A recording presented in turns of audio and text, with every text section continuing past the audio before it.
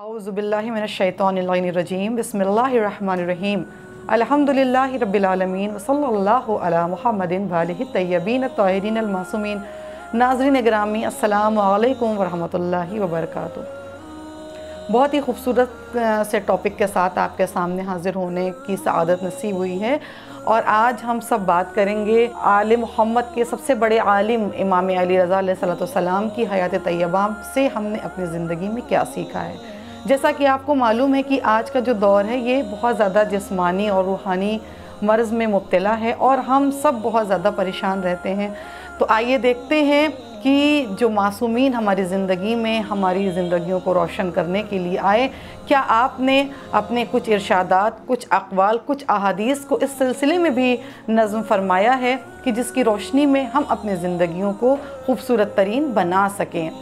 तो हम आते हैं और देखते हैं कि इमाम अली रज़ा सलाम ने बहुत ही प्यारी और ख़ूबसूरत अहादीस और आपके बहुत ज़्यादा इरशादात हमारे सामने मौजूद हैं। आइए शुरुआत करते हैं इमाम आली मकाम हज़रत इमाम अली रज़ा अलैहिस्सलाम के इरशादात से कि जो आपने तिब के सिलसिले में फ़रमाए हैं। जैसा तिब आपने फ़रमाया उससे पहले इमाम जाफ़र सादिक़ अलैहिस्सलाम की हयात में भी इस तरह की अहादीस मिलती हैं।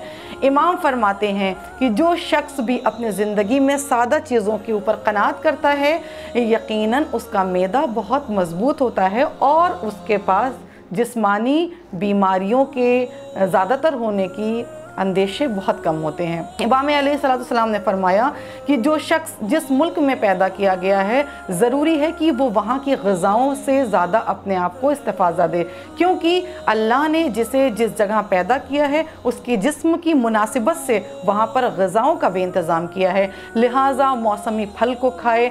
जब कोई भी मौसम शुरू हो और मौसमी फल मार्केट में आए तो ज़रूरी है कि ज़्यादा से ज़्यादा उन फलों से इस्तिफ़ादा किया जा सके।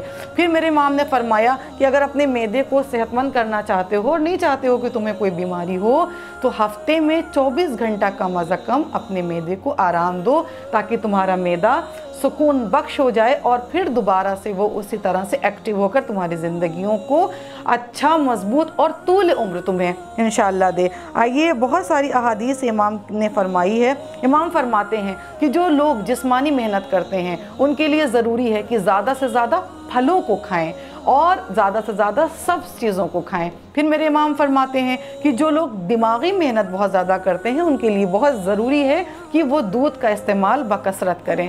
फिर मेरे इमाम ने फरमाया कि जो लोग अपनी ज़िंदगियों को चाहते हैं कि खुशनुमा हो और उनका दिल रूहानी और जिस्मानी बीमारियों से महफूज हो, उनके लिए ज़रूरी है कि शहद का इस्तेमाल ज़रूरत से ज़्यादा करें। आज हमारी ज़िंदगी में बीमारियाँ बहुत ज़्यादा हैं। उस वक्त 1400 साल पहले मेरे इमाम ने शुगर की जो बीमारी है ना, इसकी निशानदेही की। फरमाते हैं कि एक मरतबा आपका एक सहाबी आपके पास आया और आपसे बात करता रहा, लिहाजा इमाम ने देखा कि उसे बार बार नींद के झोंके आ रहे हैं।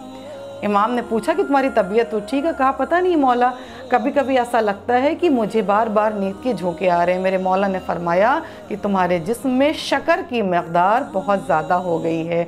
यानी उस वक्त इमाम ने निशानदेही की और फिर फरमाया कि जिनको भी शुगर की बीमारी हो जाए या जिनके जिस्म में चर्बी बढ़ जाए उन दोनों के लिए मेरे इमाम ने फरमाया कि इन तमाम चीज़ों से क़नाअत करे, यानी दूरी अख्तियार करे। क्या फरमाया कि तेल, घी, मक्खन, बालाई, रबड़ी, दही, चर्बी मिले गोश्त, बत्तख, मुर्ग का गोश्त, मुर्गा अभी का गोश्त, उन मछलियों का गोश्त जिसमें चर्बी ज़्यादा होती है, शीरीनी, शक्कर, केक, चावल, गेहूँ, साबूदाना, आलू, मटर, इन तमाम अशिया से परहेज़ करे और ये कोशिश करे कि ज़्यादा से ज़्यादा फलों, मौसमी फलों को अपनी ज़िंदगियों में शामिल करें ताकि ये बीमारी जिस हद तक हो सके वो दूर हो जाए। फिर इमाम ने फरमाया कि अगर आपका मैदा ख़राब है तो कोशिश कीजिए कि आप रोटी ना खाइए और नर्म ग़िज़ाओं को खाइए। फिर मेरे इमाम ने फरमाया कि अगर आपको तपिश है या बुखार है तो इस हालत में मरीज़ को किसी भी तरह का कोई फल नहीं देना चाहिए, बल्कि ये कोशिश करे कि नर्म ग़िज़ाओं से इस्तिफ़ादा करे। फिर मेरे इमाम ने फरमाया कि अगर आपको पथरी का मर्ज़ लाहक है तो दूध या दूध से बनी हुई अशिया से परहेज़ करना चाहिए। चाय की मकदार को कम करना चाहिए ताकि जिस हद तक कि हो सके पथरी आपके जिस्म में ना आए। फिर मेरे इमाम ने फरमाया कि अगर आपको गठिया की बीमारी है तो गोश्त और शराब से परहेज़ कीजिए।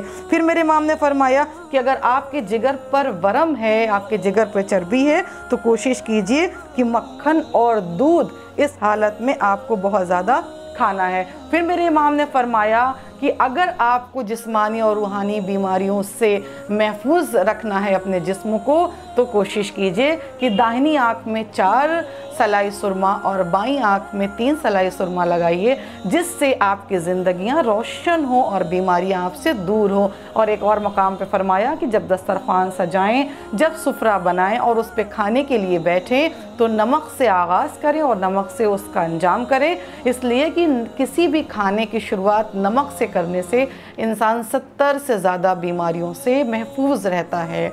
लिहाजा मेरे इमाम ने फरमाया कि पनीर खाइए ताकि आपका दिलो दिमाग शादा रहें।